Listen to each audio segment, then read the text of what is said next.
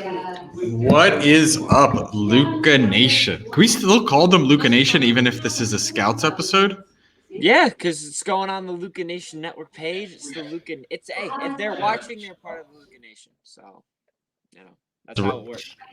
This is the best time of the year. I love when NBA playoffs start. I almost love the early round playing games, like these first conference games, more than the later on. That's just me. And I want to talk about the Clips and the Mavs if we just want to get right into it. Hell yeah, let's do it. Are you worried? You're Tyronn Lue right now? Are you worried with this team? It's tough to decide. It is very tough to decide. This team lacks very little defense. You'd hope that your guys were able to get the job done, and they were all right. It was nice to finally see Paul George not necessarily suck during the playoffs, and I didn't really expect him to. I kind of expected him to do well. But here's what I'll say for every single coach in every single matchup.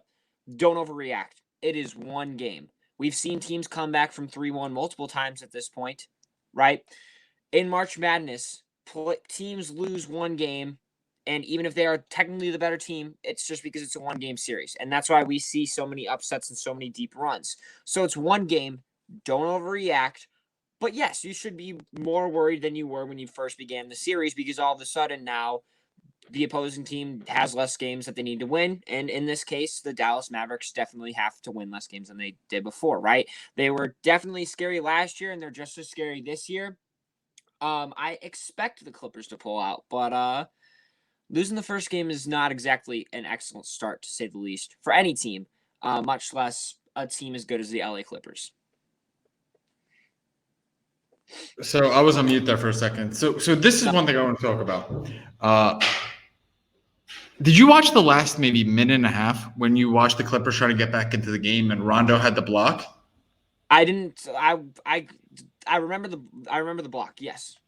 So if they played, so I'm always curious with teams like the Clippers who have 8, 9, 10 people, probably the deepest roster in the NBA, if you were to ask me, and a roster that can guard across position. You have Paul George who could guard, you have Kawhi who could guard, Ibaka, Beverly. Now you have Rondo. You have the guys who are real defenders. Yep. And I'm curious, why not win these games on the defensive end? Now I know Luka's amazing. There's no question. Luka's a star. But if you come out with that intensity, as opposed to saving that intensity on defense for the last minute and a half, that changes the game. Because in the last minute and a half, your margin for error is tiny. You could play great defense and they could jack up a 3 and still hit it. Or they could draw a foul and it becomes a 5-point game instead of a 3-point game. I think the Clippers need to win this series on the defensive end with intensity, and they have the arsenal, the roster to do it. I don't understand why they try to out-fancy teams with their play as opposed to, and maybe they don't have the personnel to do this. They don't, because Kawhi is very nonchalant. He's not going to be too high, too cold. They need someone that's a true leader of this team to say, we're going to win on defense. It doesn't matter what's going to happen on the offensive end. They're a jump shooting team. Shots come and go. We're going to win on the defensive end with intensity. That's the only way. I don't understand why they don't do that. And I hope to see it. They have the personnel to do it. Yeah. To say the least, I mean, I do think that would be a smarter approach. I think that at this point, there's no denying that Kawhi Leonard and Paul George are two excellent perimeter defenders. But I think at this point, their play styles are just more offensive reliant than they are defensive reliant. And that kind of brings up, once again, the point that you just brought up, which was having someone of some sort step up and say, hey, we should focus more on the defensive end of the ball than we are right now, or that our game plan going forward should not be to outscore the opposing team, but to rather hold them to less points. I do agree with your statement there. And I'm not completely sure if they will, change up the game plan for game 2, right? I think game 2 is tonight at the time of recording this on Monday night. I'm not completely off the top. Okay, yeah. So I guess we will find out later today. My biggest question mark was why and this kind of goes back to what you were just mentioning, was why they didn't start Serge Ibaka. I think that having him out there to start, while as good as Zubac can be as far as generating more offense to an extent, and he's not a better rim protector in my opinion than than Serge Ibaka. But I don't know. I feel like they should have had Serge Ibaka in there and getting more minutes than he did. But too little, too late now, and hopefully that's something that we can see from them going forward. But something I really want to mention is why the hell isn't Luka Doncic in the MVP conversation? Hey, I agree, but hey, you are a Sunday school kid. You can't be talking like that. Why in By the way, God how was your choir and band? I didn't even ask you. How was it? The band concert was outside and it was super hot for 3 hours, 4 hours, I think at that point. It was like 85 degrees. We were sitting on the turf, so that of course we were absorbing more heat. And we were wearing long sleeves and pants. It was very uncomfortable. And the choir concert was, less. It was more comfortable, but it was like 3.5 or 4 hours of straight performing. So I was exhausted. But it's the end of the year. Can I give like a little PSA, a little public service announcement to all of our Why listeners? not? Conrad, you're sitting here thinking like, oh, Conrad's a star. I watch his TikToks, I watch his reels, I follow him on Instagram. This kid knows sports cards and he understands the hobby. That's not even his first talent.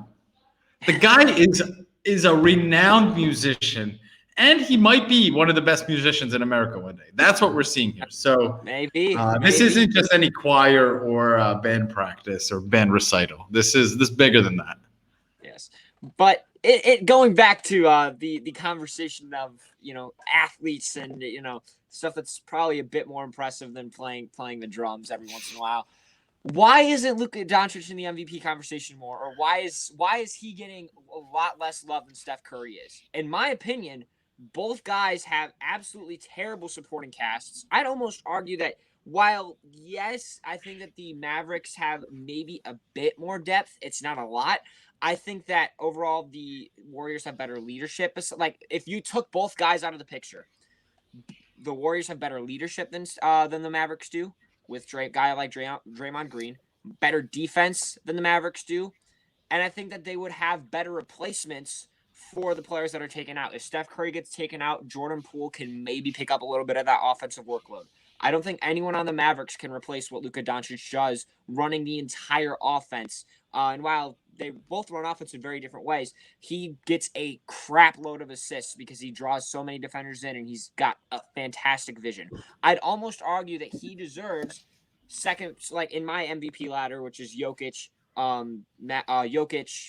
kind of Curry, and then Luka. I'd almost argue that Luka deserves second place because on top of that, they are the 5th seed in the Western Conference instead of the 8th seed in the Western Conference. He deserves more credit. No one's really giving it to him, and that's just something I wanted to say and put out. We're gonna post this on our Luka Nation Network page. It's gonna be a quote card. Who do you guys think, our listeners, who has a better supporting cast? Is it Luka or is it Curry? I'll tell you one player that, to me, the Mavs have that the Warriors don't. It's Tim Hardaway Jr.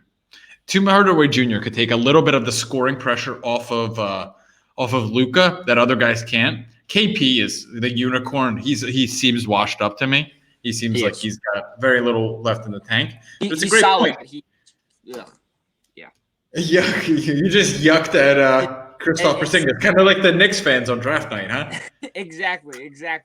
A little bit injury prone, a little bit slow, basically just Lowry Markkanen, but 2 inches taller at this point. I did some quick math, guys. So the numbers are a little bit off, but they're not going to be too much off. Since April 1st, the Mavs are 19-8. 19-8 since April 1st. So I'm sitting here thinking, as much as I think the Clippers team can get back into the series, they no question have the talent to do so. I mean, I still can't understand how this team underperforms. There's no hotter team in the NBA right now than the Mavs, despite their poor roster. Mavs are definitely up there, and I would also say the Golden State Warriors have been extremely hot until they lost, but not towards the end of the year. But yeah, I mean, like as far as playoff teams go, no one comes close. Them, maybe the Suns. However, at this point as well, Chris Paul is injured, and we'll talk about some of that stuff later. But I agree. Let's get right into it. Mavericks have been kicking butt. Let's get right into the Suns Lakers. Let's get right into the Suns and the Lakers. Booker outscored LeBron and Anthony Davis by himself. And then, of course, Deandre Ayton also balled the absolute crap out as well. against one of the best big men in the entire league, and especially one of the best defensive big men in the entire league in Anthony Davis. This was a damn good game, to say the least. I loved this game. You enjoyed this game. Yeah. Booker is that guy. Booker is that guy. I said a while back, for those of you that don't know, and we talked about this on an episode of Scouts, I was talking about this season, Zach LaVine is better than Devin Booker. And many people did bring up the fact that Devin Booker is or can take over a game better than Zach LaVine can. And I do agree with that. I guess it kind of depends on what you define as best or, how you value certain aspects of the NBA game, right? But this is definitely a piece, or this is definitely a quality that a NBA superstar that can help lead you to a championship does possess. And Devin Booker, at least so far, and I do think that a lot of people would agree with me when I say that he does possess this quality. We saw it during the NBA bubble last year, that 8-0 run. We're seeing it now, the 30-point game on one of, if not the best defensive team in the NBA, and it is exciting. The Phoenix Suns are in a much more fantastic place than they were, just a couple of years ago. But I do want to give credit to two other guys. I already brought one up. Deandre Ayton, finally, and he's been doing this more as the season's come to an end, but he's finally playing more aggressive. And he's literally the single biggest X factor for this team. If he continues to play this aggressive, I wouldn't be surprised if they made it all the way to the finals. And depending on their matchup, maybe even won it, right? That's been his biggest issue, was he was never, especially in the beginning of the season, he was just never aggressive enough on the offensive or defensive end. But now he's stepping it up on both sides of the ball. He's getting up there for more rebounds. He's going up for more shots. He's not really scared of his matchups, and he's just attacking the basket, using his physical gifts of just pure brute force and strength to his advantage. But then, of course, on top of that, I do have to give credit to Mikal Bridges. He gave LeBron some real trouble tonight, and he is a gifted defender. Is definitely one of the top, I would say, probably top 10 defenders in the entire NBA. This season and honestly kind of throughout his career. He's just playing some fantastic basketball. While this was not his best night on the offensive end by any means, was fantastic on defense. Basically, in a sense, not really the same way, but he was, not outscoring the Los Angeles Lakers, but rather trying to stop their offense, as in, reference to the Clippers and Mavericks series that we were just talking about. But I think both those guys deserve more credit than we've given them. And one other guy I do want to mention is Chris Paul. If his injury also could kind of dictate how the series goes, and it is a bit concerning to me. Thoughts on anything that I just mentioned? It seems to be a recurring trend where LeBron loses game one and then comes back to defeat the team the next 4 games. It happened with the Trailblazers last year. It happened with the Rockets. It's kind of like his feel-out game. So as much as you guys know, I am not a big LeBron fan. I think I already had the Lakers matching up really well with the Suns. So I that aside, and how poorly AD played, and the fact that the Lakers were kind of within striking distance, and now you have Chris Paul's shoulder, I don't see the Suns winning this series. I really don't. It pains me to say that. My heart hurts a little bit because I would love nothing more than to see LeBron get swept. I just think it's classic. It's a classic move. No, I want to see him get swept. I just can't. Oh, yeah. Yeah. I just don't see it. I think the Lakers come back and win this series. I actually think they win it pretty easily just because of the matchups across the board. Yes, they need to figure out Devin Booker. Other than that, I just think that they are a better team at every single position. And Chris Paul being out, maybe he's not out. Maybe it's not a big deal. Yeah, but exactly. He looked like he was in some pain. Oh, I mean, when he came back in, he was not 100% whatsoever. Like, whatsoever. He was turning the ball over more than he usually does. His jump shot just did not look right. Yeah, I agree. He just didn't look the same. So depending on how big his injury is or how big of a deal it really is, the Suns could definitely be screwed from this point on, especially considering the fact that I think many of us as NBA fans would doubt Anthony Davis has a performance quite like the performance he had tonight. That was honestly, in my opinion, probably his worst game of the entire year. That's really saying something because he's had a couple of stinkers. But this was bad. This was real bad. And I doubt that he plays like that again. And I think that's going to be a real problem for the Suns going forward. I want to get into at this point. I mean, we have a couple of other games that we can get into real quick. I told you about them before, so I want you to bring up the next one while I take care of this absolutely massive spider that is climbing up my wall right now. We're going to go flush it down the toilet. So I'll be back. You start talking about whatever series that you want to, and just give me a couple minutes. I appreciate the permission to do so. So, well, the one thing I just want to finish up with the Suns. I don't want it to seem like I'm undervaluing the Suns. I think they're a very talented team. I think that something that gets you a really good record in the regular season that might not really help you in the postseason is depth. So the Suns are incredibly deep. They have Javon Carter coming off the bench. They have Etuan Moore. I think they have 5 to 6 guards that are really decent guards. That's not going to help you. That's not going to help you. If Chris Paul isn't 100%, they're just going to double Booker. And as much as I like Ayton, I don't think he's that great of a player. I don't think he has that great of a skill set to be able to dominate. So I actually see this being a 4-1 series to the Lakers. We didn't talk about the Mavs. I think the Mavs are going to end up beating that Clippers team. So it's going to be really interesting. What do you think happens? Let's talk about cards. What do you think happens? Just real quick answer, and we'll move to the next series. What do you think happens to Luka cards if the Clippers lose to the Mavs, or if the Mavs beat the Clippers? They've come down a ton. They've come down a ton. They've kind of started to free fall a little bit. And real quick update before I get into this, I lost the spider, so I don't know where it is. It could just like appear on my face. Just a heads up. Oh no. But anyway, oh no. What happens to Luka's cards if the Mavericks upset the Clippers? I think it kind of depends on. It'll obviously depend on his performances individually, statistically. And I mean, I doubt that, if they do win, like he's obviously going to have to play very, very well. I'd be shocked if the rest of the team helps carry him to victory. But I think it also depends on how many games they win it in, right? I think that an upset regardless means a quick rebound for his cards. And depending on their matchup, because you never know if the Grizzlies versus Jazz series, which we'll talk about, maybe we'll talk about that next. Depending on their matchup in the first round, they might make a Western Conference Finals appearance. And then imagine if they face up with the Lakers first round. The current GOAT of this past decade versus the future potential GOAT of the next decade. That's a great point. A lot of that really depends. Regardless, if they beat the Clippers, we're going to see a rebound for sure. It's going to be quick. I'm not expecting it to go back to like peak prices of $2,000 for a Prism base, but you may see a quick rebound of 20% on his cards, or 30% on his cards, or maybe 50%, depending on how quickly they eliminate this Clippers team in this situation.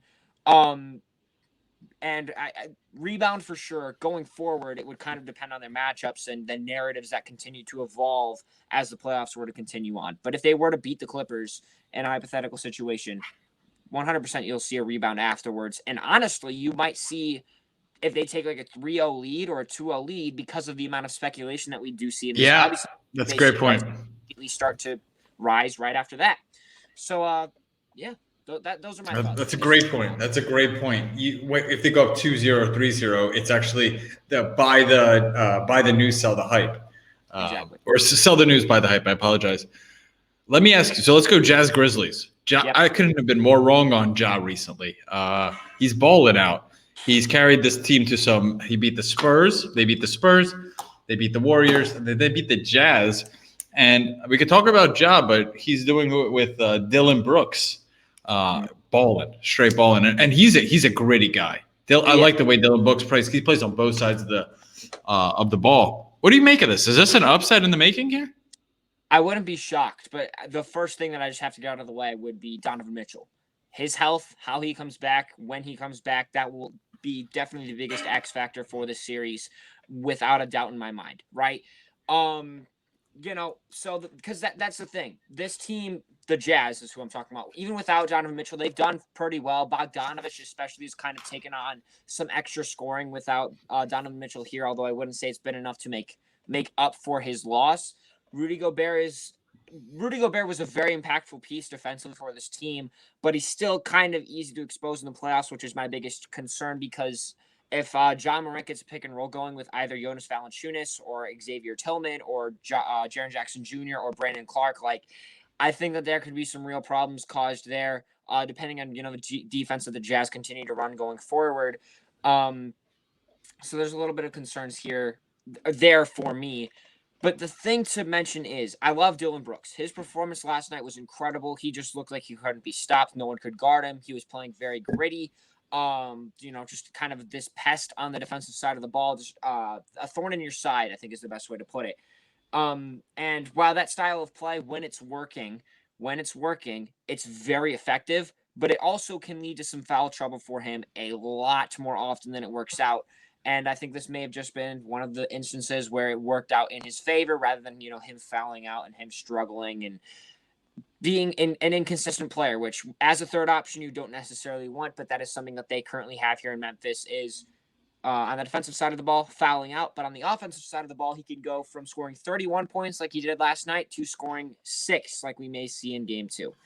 And that's the thing. I think that the Grizzlies could upset the Jazz if all the pieces fall into the right place, but I'm not personally expecting it at the moment. If Donovan Mitchell is out, if Jaren Jackson Jr. or Dylan Brooks can kind of pick it up for each other, like one of them has a good game when the other one doesn't, if both of those things happen, then I think it's possible. I'm personally not betting on it to happen at the moment. I'll say this. If I've learned one thing, it's not how you start, it's how you finish. And this Grizzlies team, though they've been bipolar all year, they've lost some games that they should have never lost. They've beat teams that you could have been like, wow. They're clicking. Somehow, some way, this team has not turned on each other. And I think that a little bit goes to the leadership of a Ja Morant, because even with everything that he's gone through, sprained ankle, ups and downs, people questioning him, this team has stuck together. And they're clicking at the right time. And we talked about it last week. We said the 2 number 1 seeds are vulnerable, and the Jazz are vulnerable. This is going to be interesting. This is going to be really interesting. We haven't seen an 8 beat a 1 since the Warriors beat the Mavs. I think it was like 2012, 2013. I'm not sure if that's the right season, but it was a few years ago. Yeah. This is exciting. I love to see this. And I love to see a playoffs like this where even though the clear-cut number 1, the Jazz have the best record in the NBA, it's all open. It's all out there for the open. It's for the taking. Yep, exactly. So even if one team may have the most talented roster or one team has the best-looking roster, in the playoffs, a lot of it comes down to matchups and fit. How well do you match up individually against your opponent? While against in your conference, if you were matching up against any of the other 13 teams that you could potentially match up against, if you would have beaten them all, it doesn't matter if you match up with the one team that has the right 100% to take you down. And that's what makes playoffs so exciting, to say the least, because we can see some crazy things happen any time of the day.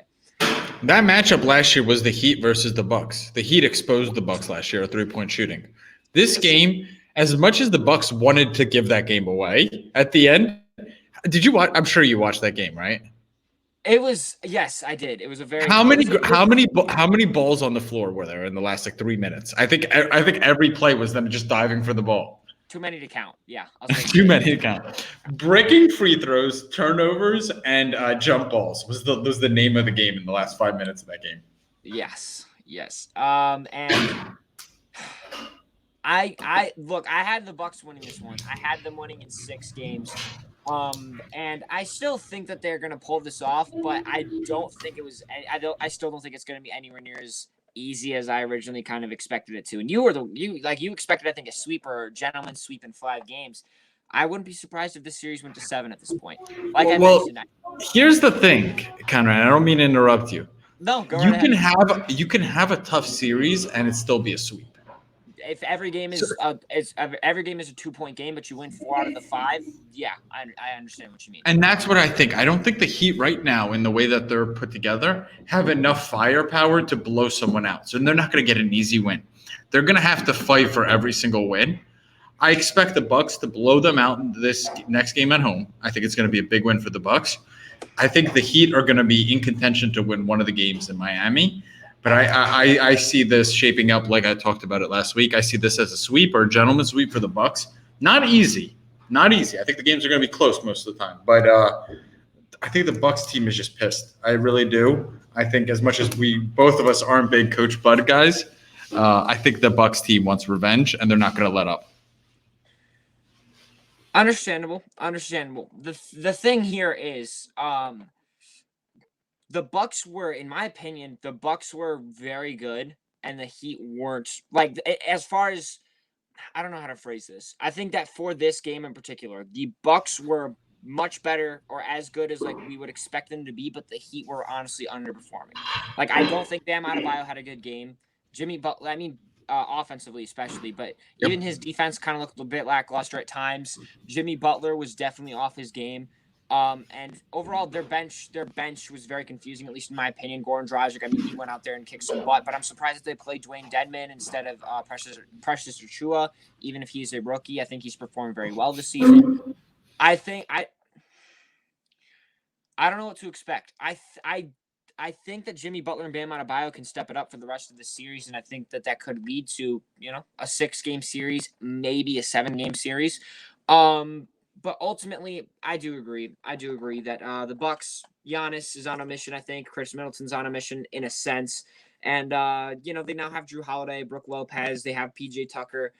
Their bench certainly didn't perform the best, but I think that they match up better against this Miami Heat team. Even if the Miami Heat had a bad game and it was still a close game, I think that the Bucks can still take it. I just think that it is a bit concerning that it was this close with both Jimmy Butler and Bam Adebayo having bad games. And in a sense, I mean, give all credit to Duncan Robinson because he took 13 shots and all of them were 3-pointers and he made 7 of them.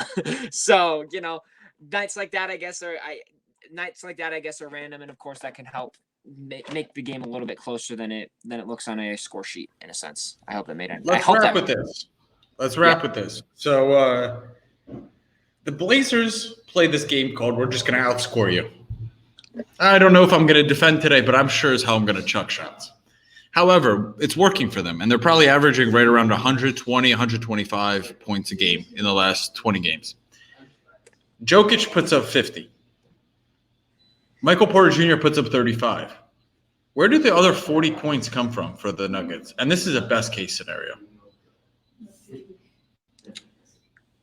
Aaron Gordon gets his 10. Campazzo gets his 7. And then, of course, he also dishes some out to, let's say, Austin Rivers gets 6. Paul Millsap gets 5. So that's, 11 between those two.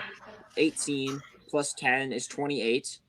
And then, I mean, they have Zeke Nnaji, they have Bol, they have JaVale McGee, they have Marcus Howard. Stop trying to make Bol happen. Bol's not going to happen. Stop trying to make fetch happen. Bol won't get any playing time. But he's gotten a couple of playing time, opportunities, and he goes out there and he knocks down 2 shots within a minute and a half. All of a sudden, an 8-point lead becomes a 14-point lead, and the game looks a lot more difficult than it was. And then the MVP award goes from Luka to Bol. Bol is the Bol is so underrated. I know. Bol is so good, but whatever. Your infatuation with Bol is hilarious. Bol is ridiculously talented. But here's what I will say. I agree. The depth that the Nuggets have is pretty good.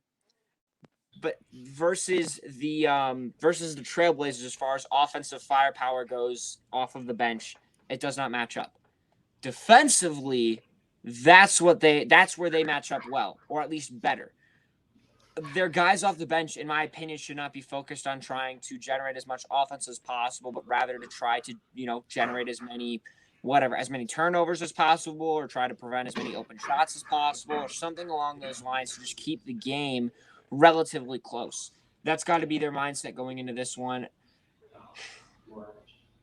To me, it seems like the Nuggets under Coach Malone have historically been a really good defensive team. I feel like they've kind of abandoned defense in lieu of offense. And the reason I asked that question is for them to win this series, they're going to need a third scorer. If that's Rivers, fine.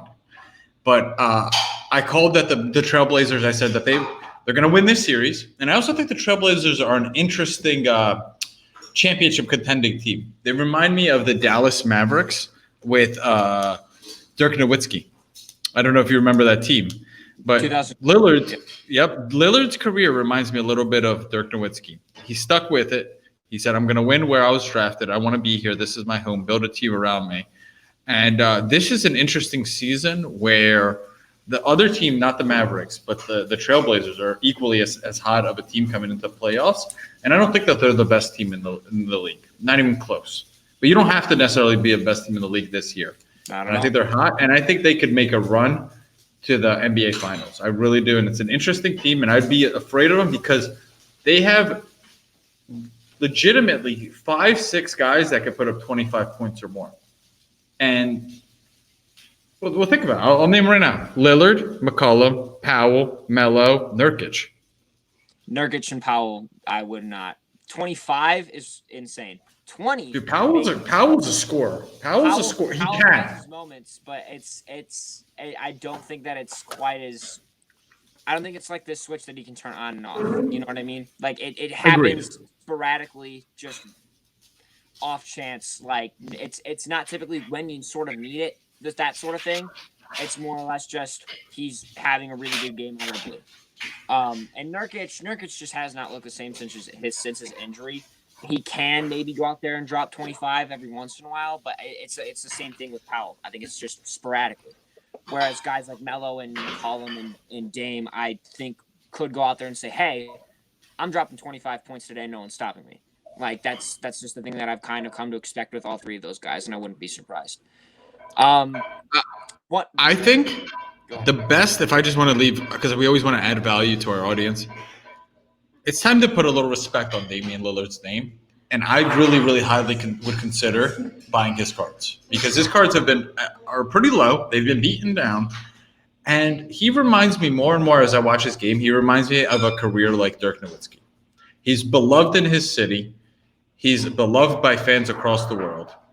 He's stated one team, one area, one city, one location.